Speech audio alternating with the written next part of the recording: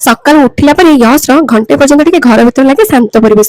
ତାପରେ ତ ଦିନ ସାରା ପୁରା କୋଦଣ୍ଡ ଆଉ। ଭାବିଥିଲି ସୁଭଦ୍ରା ପଇସାକୁ ସବୁ ଚାପିଦେବି ବୋଲି, ହେଲେ କଣ କରିବି, ୟଶର ଏତେ ଗୋଟେ ଡ୍ରେସ ପତ୍ର ହେଲେ ଯେ ଆଡେ ସାଡେ ପରେ ନଷ୍ଟ ହଉଛି। ସେଉଠୁ ସ୍ଥିର କଲି ଏଇ ଜିନିଷଟିକୁ ମଗେଇବା ପାଇଁ। ଦେଖନ୍ତୁ ଏଇଟା ବହୁତ ହିଁ ହେଲ୍ପଫୁଲ ହେଲା ମୋ ପାଇଁ। ସ୍ୱାମୀମାନଙ୍କ ଠାରୁ ହଜାର ହଜାର କରି 5,000 ଆଣିପାରିବି, କିନ୍ତୁ ଏକ କାରଣ କେବେ 5,000 ଆଣିପାରିବିନି। ଯାହା ହଉ ସରକାରଙ୍କୁ ଅଶେଷ ଅଶେଷ ଧନ୍ୟବାଦ। ଆଉ ଗୋଟେ ବିନମ୍ର ପ୍ରାର୍ଥନା କି ଆପଣ 5 ବର୍ଷ ନୁହେଁ, ପୁରା ଅଲ୍ ଟାଇମ୍ କରିଦିଅନ୍ତୁ। ସବୁ 6 ମାସରେ ଥରେ ସ୍ତ୍ରୀ ଲୋକମାନଙ୍କୁ ଏମିତି ଖର୍ଚ୍ଚ କରି ପଇସା ଦିଅନ୍ତୁ।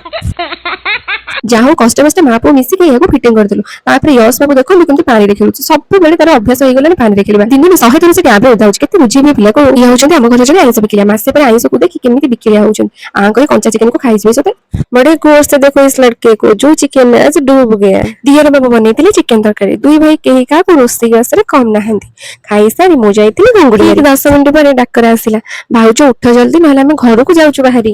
ଆଜି ରବିବାର ଯିବେ ସେ ଫେରି। ନଗଲେ ପରେ ତାଙ୍କ ଚାକିରିରେ ହେଇଯିବ ଡେରି, ଯଦି ସୋମବାର ନ ଦିଅନ୍ତି ସେ ହାଜିରି। ୟଶ ଉଠିଲା ବେଳକୁ ଘର ହେଇଯାଇଥିଲା ଖାଲି। ତାପରେ ଚାଲିଲା ୟଶର କାନ୍ଦ ଆଉ ବୋବାଳି। ତାର ସେ ଅବୁଝାମାନଙ୍କୁ ଶାନ୍ତ କରିବା ପାଇଁ ଯାଇଥିଲୁ ସହର ପରିକ୍ରମା କରି। ଗଲାବେଳେ ପଡିଥିଲା ଷ୍ଟେସନ ଆସୁଥିଲା ଗୋଟେ ଟ୍ରେନଟି, ଯୋଉଟାକୁ ଦେଖି ୟଶ ହେଇଯାଇଥିଲା ବହୁତ ଖୁସି। ଆଜିର ବ୍ଲଗଟି ମୁଁ ଏଇଠି ଶେଷ କରୁଛି। ଭିଡିଓ ଭଲ ଲାଗୁଥିଲା ଲାଇକ୍ ସେୟାର ସବସ୍କ୍ରାଇବ ନିଶ୍ଚୟ କରିବେ। ରହୁଛି ବାଏ ବାଏ, ଜୟ ଜଗନ୍ନାଥ। ପୁଣି ଆପଣମାନଙ୍କ ସହିତ ଦେଖା ହବ ନେକ୍ସଟ ବ୍ଲଗରେ।